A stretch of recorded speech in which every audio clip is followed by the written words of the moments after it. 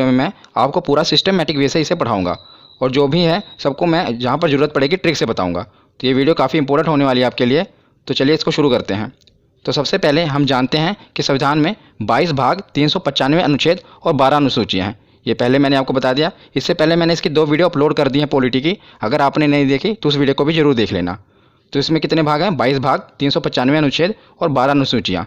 हालांकि अब इसके अनुच्छेद बढ़कर 470 हो गए हैं, पर मूल रूप से ये 395 अनुच्छेद ही हैं। कैसे? क्योंकि 395A, 395B, 395C ऐसे करके ये जुड़कर लगभग 470 हो चुके हैं। पर हमें याद रखना है कि ये 22 भाग, 395 अनुच्छेद और 12 अनुसूचियाँ ही हैं। अब हम इसकी शुरुआत करते हैं।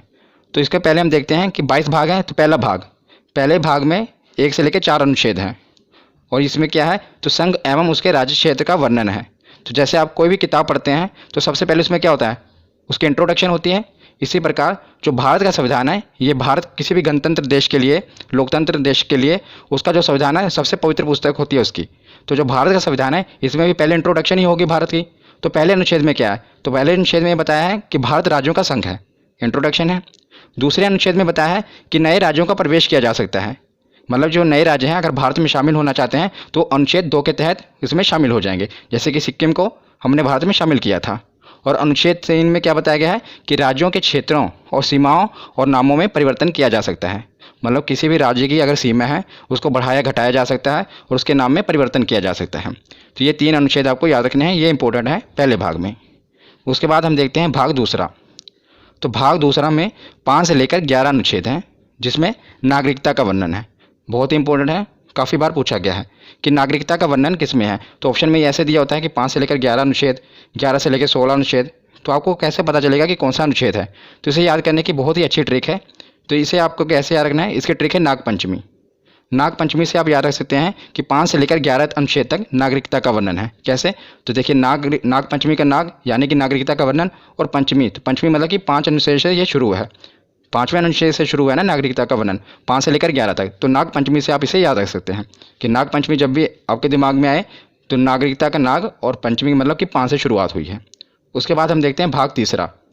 तो भाग तीसरे में 12 से लेकर 35 अनुच्छेद तक है और इसमें मौलिक अधिकार यानी कि फंडामेंटल राइट्स का वर्णन है। तो इसके ऊपर मैं एक स्पेशल वीडियो बना दूंगा पूरे मौलिक अधिकार के ऊपर, क्योंकि काफ़ी इंपॉर्टेंट है। पर इसमें अभी हमें इतना ही जानना है कि भाग तीसरे में मौलिक अधिकार का वर्णन है। तो मौलिक अधिकार कौन कौन से हैं? जैसे कि समानता का अधिकार हो गया, स्वतंत्रता का अधिकार, शोषण के विरुद्ध अधिकार, धार्मिक स्वतंत्रता का अधिकार, संस्कृति और शिक्षा संबंधी अधिकार और संवैधानिक उपचारों का अधिकार। तो अभी हमें इतना जानना है कि 12 से लेकर 35 तक मौलिक अधिकार हैं। उसके बाद हमें देखना है कि भाग 4A, ये काफ़ी इंपॉर्टेंट है। 4 नहीं था, 4A और इसका जो अनुच्छेद है वो 51A। इसमें मौलिक कर्तव्य का वर्णन है कि जैसे कि जो हमारा संविधान बना है, संविधान में हमारी भलाई के लिए बहुत से कानून हैं, पर जनता का भी तो ये फ़र्ज बनता है कि उसके देश के प्रति, तो इसलिए हमारे कुछ मौलिक कर्तव्य भी निर्धारित किए गए हैं। ये मैं कहाँ से ले गया है? तो ये स्रोत है जो है ये रूस से लिया गया है मौलिक कर्तव्य। मैंने आपको पिछली वीडियो में बताया था। जिसके रिलेटेड ये भी पूछा जाता है कि किसकी सिफारिश पर मौलिक कर्तव्य को संविधान में जोड़ा गया, क्योंकि इसे बाद में जोड़ा गया था। तो स्वर्ण सिंह समिति की सिफारिश पर वर्ष 1976 में, याद रखिएगा, वर्ष 1976 में 42वें संविधान संशोधन, मतलब संविधान में अमेंडमेंट किया गया था और 42वें संविधान संशोधन के तहत इसे संविधान में शामिल किया गया था, किसे? मौलिक कर्तव्य को। ये सब कुछ पूछा जाता है कि किस संविधान संशोधन के तहत और कौन सी समिति की सिफारिश पर। तो स्वर्ण सिंह समिति थी और 42वां संविधान संशोधन था। तो 4A के बाद अब हम आगे देखते हैं भाग 5 और भाग 6। इसको साथ ही साथ याद करेंगे, क्योंकि साथ ही साथ इसको आप याद करोगे तो बहुत आसानी से याद हो जाएगा। मैं ट्रिक से आपको बताऊंगा। तो भाग 5 में है 52 से लेकर 151 अनुच्छेद और भाग 6 में है 152 से लेकर 237 अनुच्छेद। ये आपको नहीं भी पता होगा तो काम चल जाएगा, क्योंकि मेन क्या पूछा जाता है मैं आगे आपको बताता हूँ। तो भाग 5 में मेन नहीं है, राष्ट्रपति के बारे में बताया गया है, और भाग 6 में राज्यपाल, क्योंकि दोनों एक ही जैसे हैं। केंद्र में जो भूमिका राष्ट्रपति की होती है वही किसी भी राज्य में भूमिका राज्यपाल की होती है। इसलिए मैं इसको साथ साथ कवर कर रहा हूँ, क्योंकि इस तरह आप पढ़ेंगे तो आपको ज़्यादा देर तक याद रहेगा। तो राष्ट्रपति का सबसे ज़्यादा इंपॉर्टेंट अनुच्छेद 52, इतनी बार एग्जाम में पूछा गया, हर बार शिफ्ट में पूछा ही जाता है कि राष्ट्रपति का पद किस अनुच्छेद में वर्णन है। तो अनुच्छेद 52 में। तो इसको आप याद कैसे करेंगे? तो मैं इसको आपको याद करने का तरीका बताता हूँ। तो इसको याद करने की एक ट्रिक है। देखिए, अगर आप कोई चीज़ इमेज से याद करते हैं ना तो आपके माइंड में ज़्यादा देर तक रहती है, सबकॉन्शियस माइंड में आपके बैठ जाती है और वो चीज़ आप ज़्यादा देर तक याद रख सकते हैं। इसलिए मैं आपको इसे इमेज से याद कराऊंगा। तो आप देख रहे हैं ना, अनुच्छेद 52 है, इसी डिजिट से हमें याद होगा राष्ट्रपति पद के बारे में। देखिए जो ये 2 देख रहे हैं ना, ये अब 2 ऐसा लग रहा है जैसे किसी के आगे झुका हुआ है, गिड़गिड़ा रहा है। आगे आप देख रहे हैं ये 5 मतलब राष्ट्रपति। जब भी आपके दिमाग, क्योंकि जब भी आपको ये आएगा ना तो ऑप्शन ऐसे आएगा 52 ऑप्शन 53 54, मतलब 7 वाले आएंगे और आपसे पूछा जाएगा कि राष्ट्रपति पद का वर्णन किस में है। तो आपको देखते ही पता लगना जाना चाहिए कि जो इसके आगे जो 2 है वो आपको ऐसा लग रहा है ना कि झुका हुआ है। और आपको पता है राष्ट्रपति के हाथ में बहुत पावर होती है, वो चाहे तो किसी की फांसी की सज़ा भी माफ़ कर सकता है। तो जो 2 है वो लग रहा है कि आगे उसके गिड़गिड़ा रहा है और माफ़ी मांग रहा है, और जो 5 है आपको देख रहे हैं ना बैठा हुआ है। तो इससे आप पता लगता है कि जो राष्ट्रपति का पद है अनुच्छेद 52 में, ये एक ट्रिक है जिससे आप इसको याद रख सकते हैं। उसके बाद देखते हैं अनुच्छेद 53। अनुच्छेद 53 में क्या है, राष्ट्रपति का पद है तो उसके पास शक्तियाँ भी होंगी और कार्य भी होंगे। तो अनुच्छेद 53 में शक्ति और कार्य का वर्णन है। उसके बाद देखते हैं अनुच्छेद 54 निर्वाचन। देखिए इसकी राइमिंग बैठी ना, 54 निर्वाचन। तो अनुच्छेद 54 में क्या है कि राष्ट्रपति का निर्वाचन कैसे किया जाना है, ये उसमें बताया गया है। और उसके साथ हम देखते हैं राज्यपाल का। तो राज्यपाल का भी आप साथ ही में याद करिएगा, बस इसमें क्या करना है, +1 जोड़ना है। तो जैसे 52 है, 52 में क्या हुआ 53, जो आपने 1 जोड़ा वो उसके आगे लगा देना है, क्योंकि राष्ट्रपति और राज्यपाल साथ ही साथ चलते हैं। इसीलिए 52 है, 52 में 1 जोड़ देना, 53 के आगे आप 1 लगा देंगे, तो ये राज्यपाल का पद हो गया। और अनुच्छेद 53 में क्या था, शक्ति कार्य, तो इसका अनुच्छेद 154 में शक्ति कार्य, इसमें भी क्या करना है, 53 में 1 आपको जोड़ना है, 1 54 हो गया और वही 1 उसके आगे लगा देना है। उसके बाद इसमें 54 में निर्वाचन था, इसमें 55 में निर्वाचन है, 54 में आपको 1 जोड़ना है और वही 1 इसके आगे लगा देना है। तो इन तीनों से आप ये तीनों साथ साथ याद कर रहे हैं, देखा कितनी आसानी तरीके से। और ये सभी 6 के 6 पूछे जाते हैं, आप एक ट्रिक से सबको याद कर सकते हैं। बस आपको क्या करना है, जैसे आपको ये इमेज से याद रहेगा ना राष्ट्रपति पद के बारे में, तो आपको पता हो कि राष्ट्रपति का पद है 52 पे, तो आगे उसकी शक्ति है, उसके बाद निर्वाचन है। तो 52 में आपने 1 जोड़ा, कितना हुआ 53, जो आपने 1 जोड़ा वो उसके आगे लगा देना 153, तो उसमें राज्यपाल का पद है, उसके आगे उसके शक्ति कार्य हैं, उसका निर्वाचन है। इससे आप दोनों याद रख सकते हैं। उसके बाद हम राष्ट्रपति के आगे देखते हैं कि निर्वाचन तो हो गया, और राष्ट्रपति को हटाया कैसे जाएगा, क्योंकि यह तो लोकतंत्र है, मतलब यहाँ पर कोई भी सिक्योर नहीं है, हर आदमी के पीछे कोई ना कोई बैठा है उसको हटाने के लिए। तो अब इसमें देखते हैं अनुच्छेद 61, ये भी काफ़ी बार पूछा गया है, महाभियोग। तो महाभियोग, इसके द्वारा राष्ट्रपति को उसके पद से हटाया जा सकता है, महाभियोग के द्वारा। महाभियोग के बारे में मैं आपको और भी बताता हूँ कि महाभियोग किसी भी सदन में लाया जा सकता है, चाहे राज्यसभा हो या लोकसभा हो। और महाअभियोग लाने से 14 दिन पहले राष्ट्रपति को सूचित करना पड़ता है, मतलब जब भी महाभियोग लाना है उसे 14 दिन पहले राष्ट्रपति को ये सूचित करना पड़ता है कि भाई साहब आप पे महाभियोग लगने वाला है। तो अनुच्छेद 61 के बाद अब हम देखते हैं अनुच्छेद 72, ये भी काफ़ी बार पूछा गया है, क्षमादान। मैंने आपको बताया ना कि राष्ट्रपति के पास ये पावर होती है कि वो किसी को भी क्षमा कर सकता है। तो इसको भी आप कैसे याद करेंगे, बस दो से आपको बस यही इमेज आनी चाहिए कि जो 2 है वो झुका हुआ है और गिड़गिड़ा रहा है, 7 आप देख रहे हैं राष्ट्रपति खड़ा हुआ है, राष्ट्रपति के आगे वो गिड़गिड़ा रहा है कि मुझे क्षमा कर दो। तो इससे आप याद रख सकते हैं क्षमादान।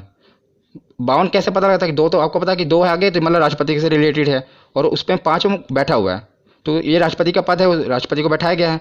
और 72 में वो खड़ा हुआ है और उसके सामने 2 गिड़गिड़ा रहा है कि मुझे क्षमा कर दो।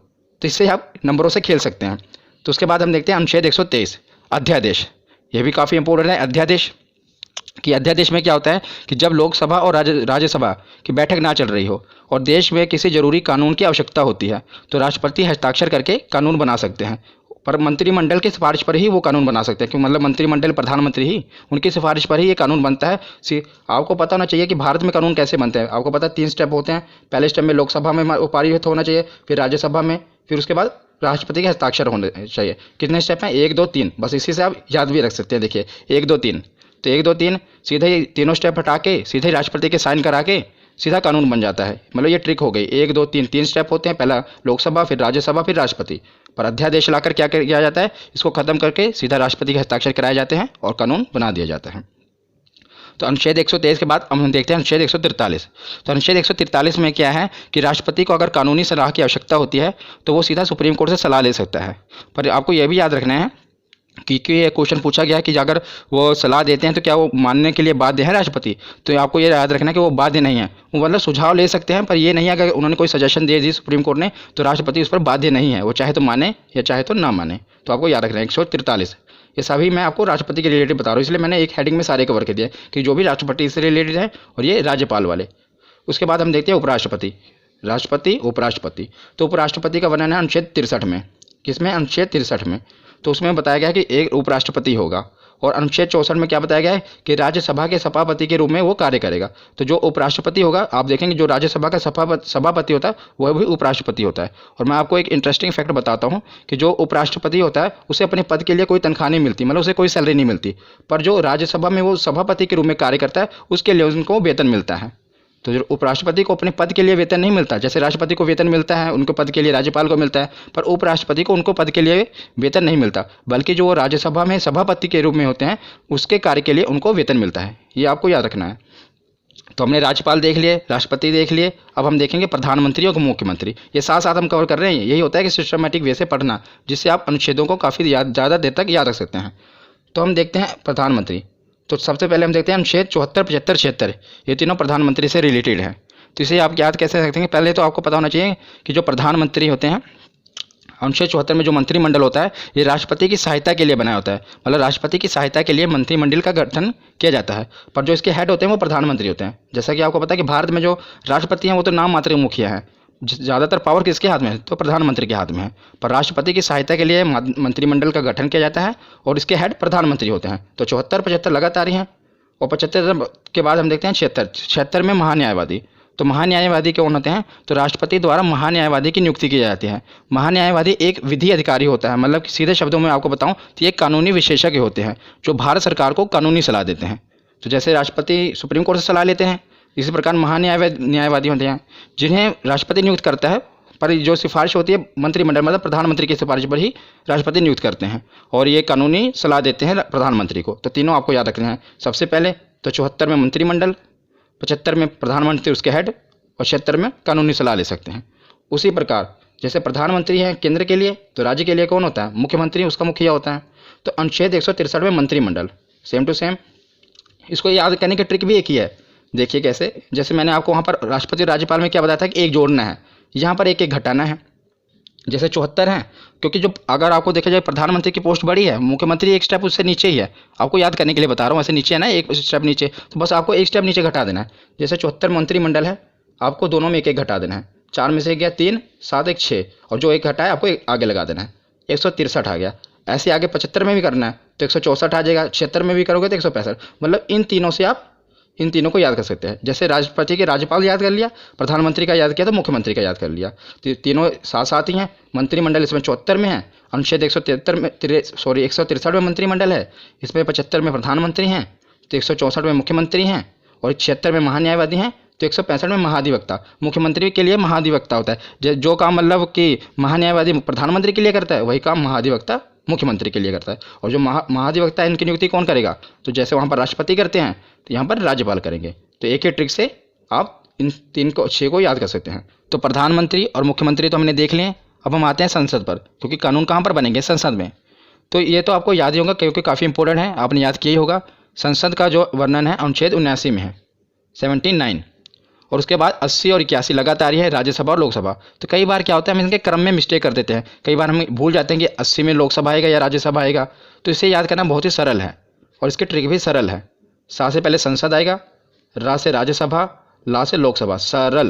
तो आप इसके क्रम को याद रख सकते हैं। पहले संसद आएगा, फिर राज्यसभा आएगा, फिर लोकसभा आएगा।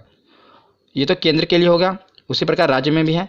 तो जैसे केंद्र में बोला संसद है, उसी प्रकार राज्य में है विधानमंडल। मतलब राज्य में कोई कानून बनाना होता है तो विधानमंडल के तहत बनता है।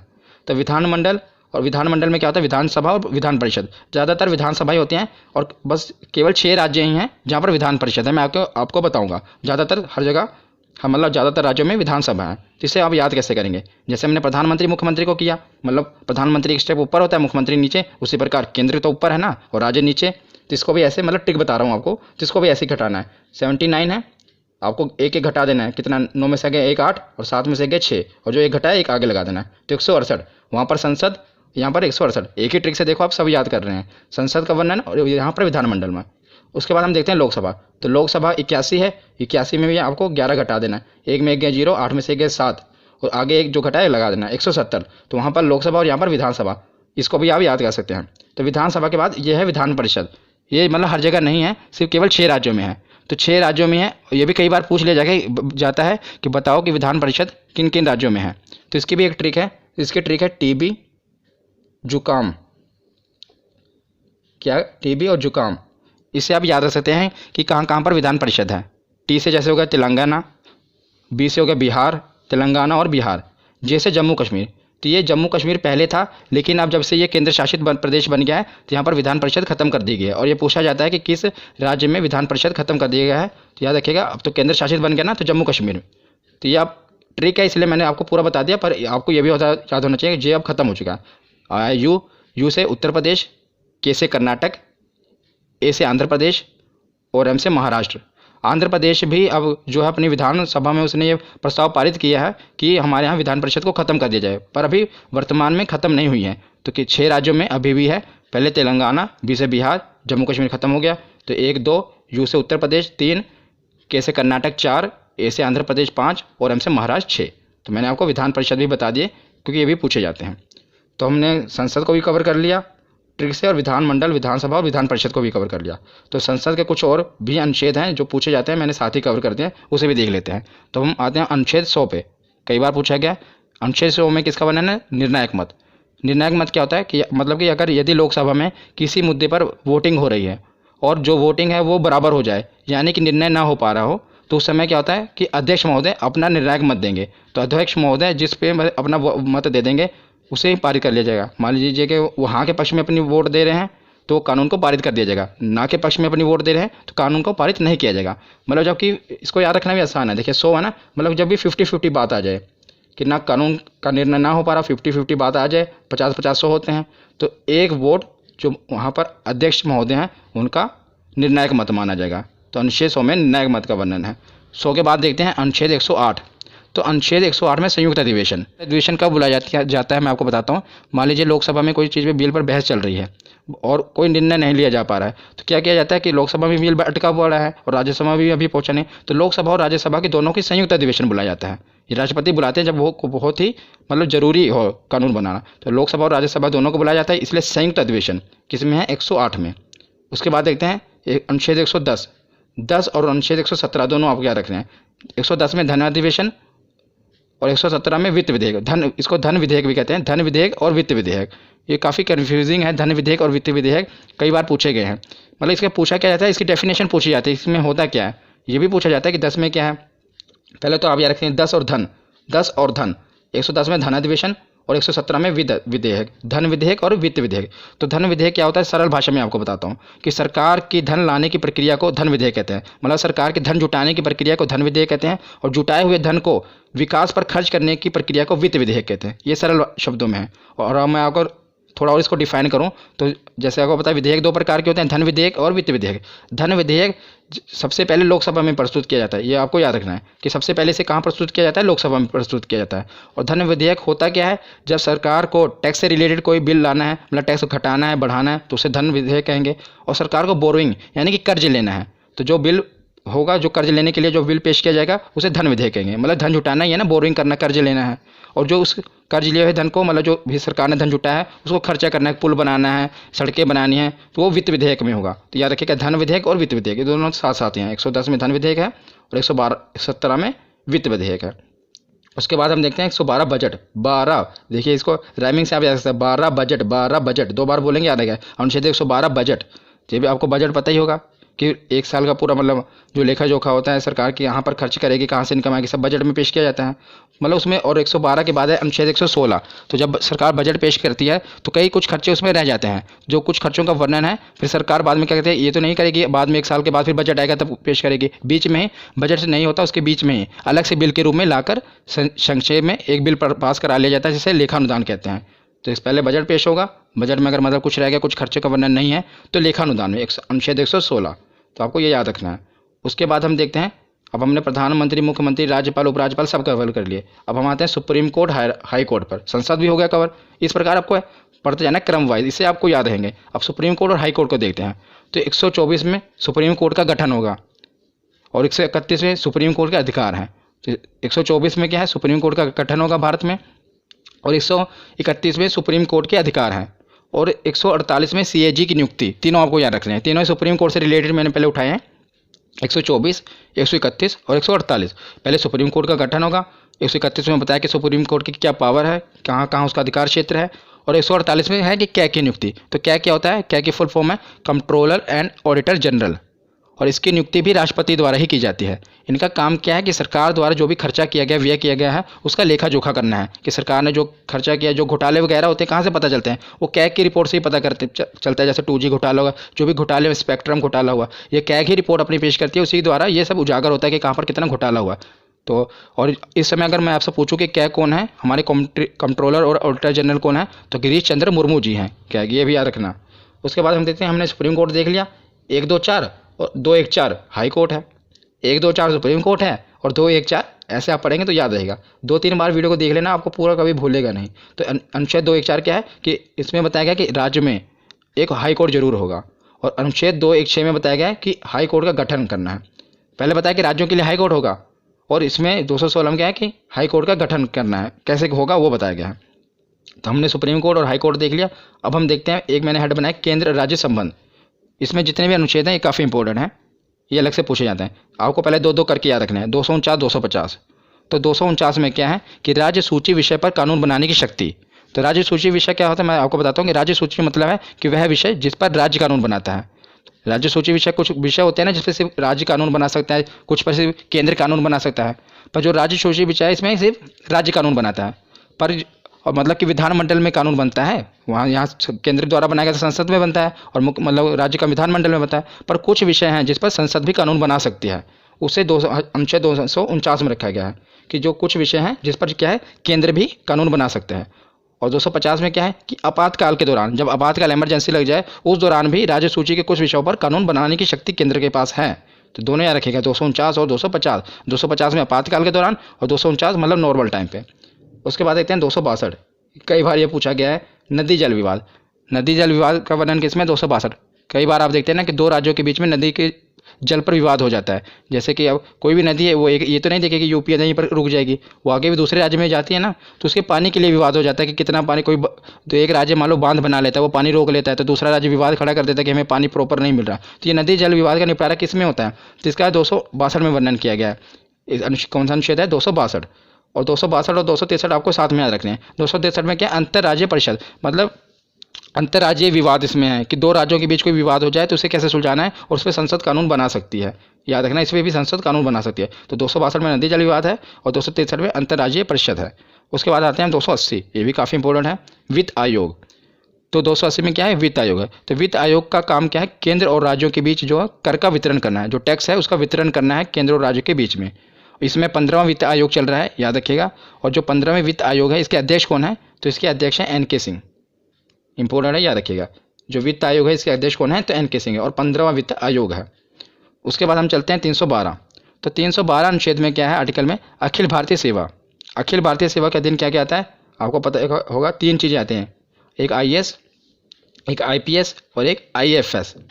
और ज़्यादा जोर देना IAFS पे, क्योंकि यहीं पर आपसे गलती होगी।